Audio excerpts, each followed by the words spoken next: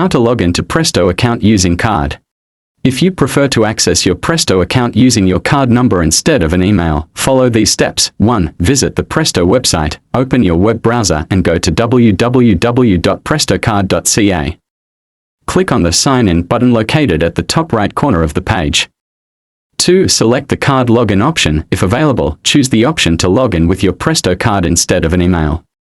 3. Enter your Presto card details, type in your Presto card number, provide any additional information required.